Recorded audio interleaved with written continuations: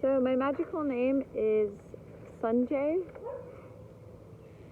So I'm going to answer some questions for Charlotte. So what is it like to be a witch? It's a really hard question for me to answer because I feel like being a witch for me is so natural now. It's such like an integrated part of my life. I guess to be a witch for me, it's kind of just like,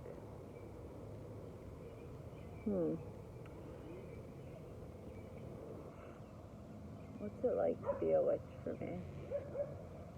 I feel very connected to everything around me, and that has to include the animals, the earth, all the creatures here, but it also includes the universe and the cosmos, and even my inner self. And I guess just to be a witch is it just feels very magical. It makes my life very magical, and I think it's also very empowering for me. Is there anyone who runs witchcraft like a pope in Christianity? No. So witchcraft is basically an umbrella term. Within witchcraft there are certain sectors like Wicca, where you would be in, like, say, a coven, and there would be someone at the head, but nobody runs witchcraft. That's the most wonderful thing about it. That's why I personally like it. You run your craft. Is there any prerequisite for starting witchcraft? No way!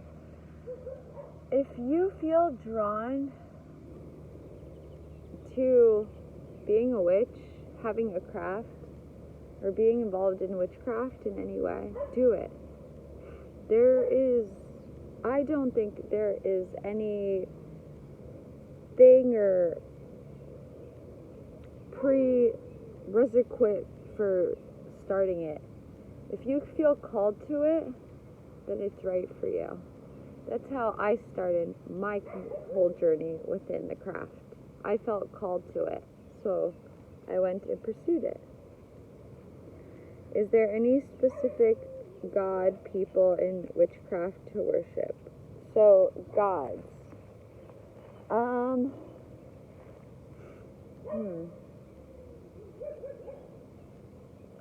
Gods.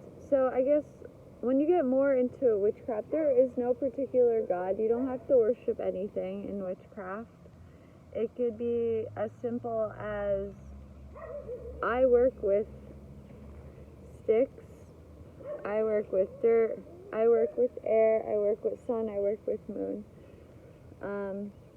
There is no God.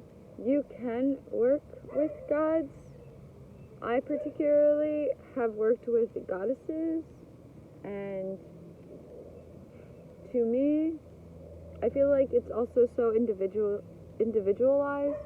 The term God for me, simplified, would be universe, would be spirit, everything encompassing this whole plane. So that would be universe. And I feel like God is within each person, but there is no set God within witchcraft. You don't have to worship any gods. You can. There's some gods and goddesses from past pagan traditions that you can worship, but there is no set God. I hope that answers the question. Is there any sort of symbols with witchcraft that I should be aware of? Sigils. Symbols within a witchcraft, I think the triple goddess, I think that's a really good one. I think all the elements, because I feel like elements are really important in witchcraft. So symbols like for earth, for wind, fire, water, for spirit. Like I said, the triple goddess, which is like the divine feminine, and that's like if you're starting to work with deities like gods and goddesses. What else? I mean, it really depends on you. Some people work with the evil eye. Oh, the star. So, like, it's literally a circle and then a star. So, the pentagram, I believe that's what's called. That's an important one. That's spirit.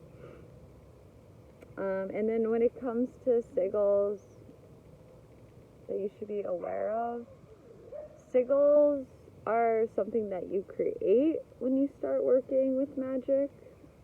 So, yeah. I think those are like some basic ones that to be aware of.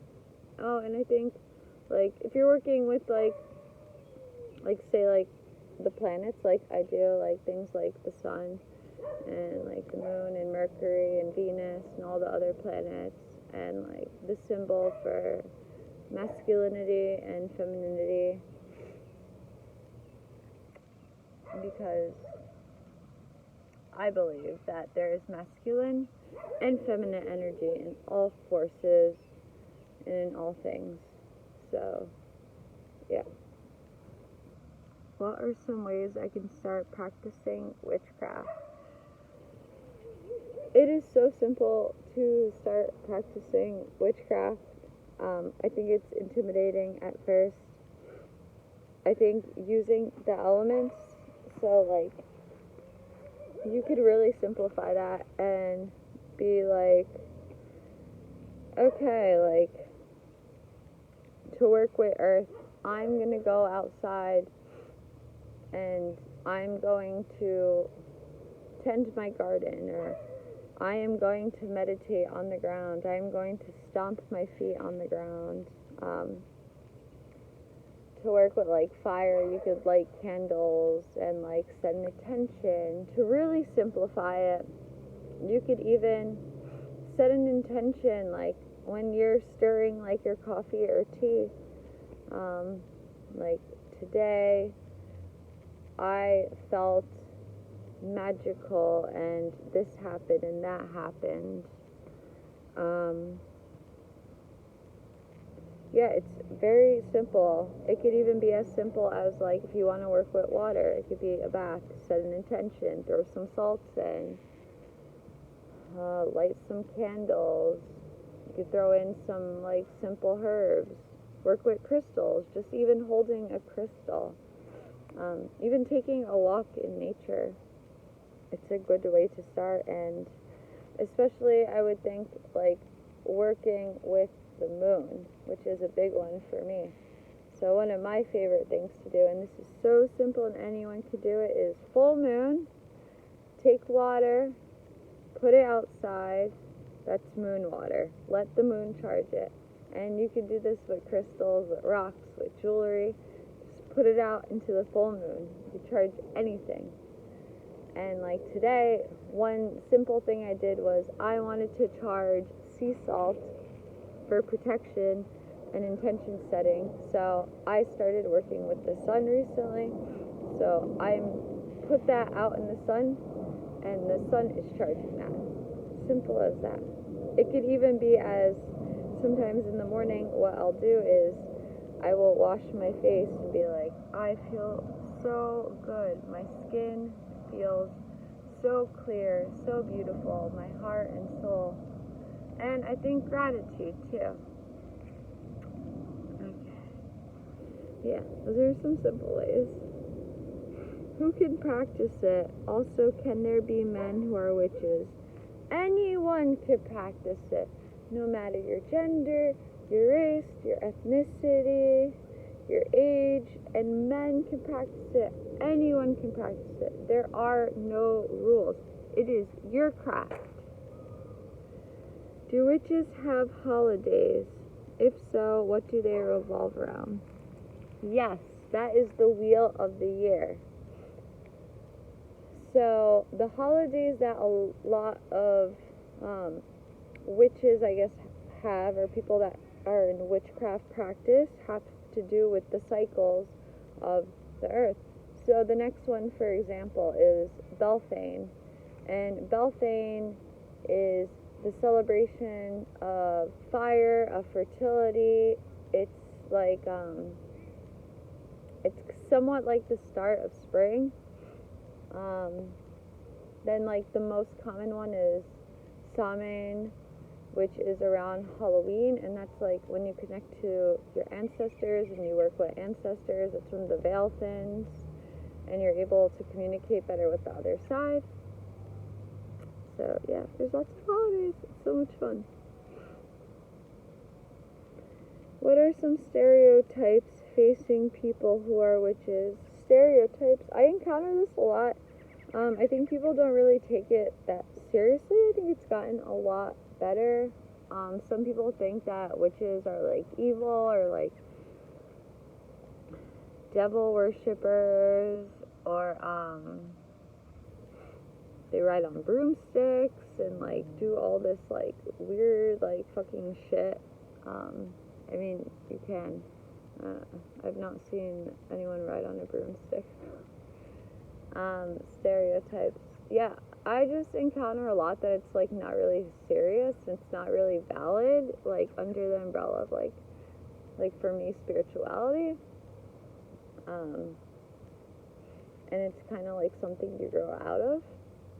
But I think I think the younger generation is more open to it. So I think it's just like a lot of people don't really take it that serious now. And some religious people are still in like that mindset that it's evil. What do you want the rest of the world to know about witches?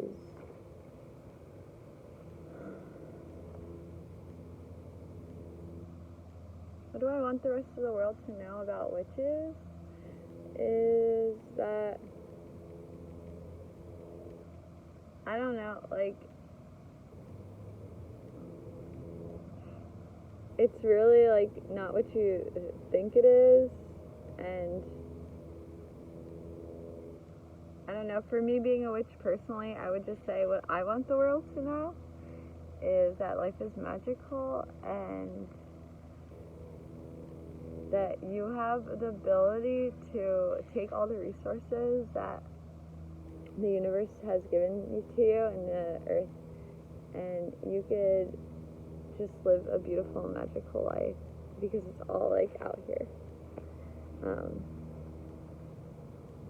And yeah, being a witch is really fun and really special and really empowering and really awesome. And I hope that anyone who feels drawn to pursuing witchcraft is able to pursue it, even if they have to hide it for a little, because it's totally worth it.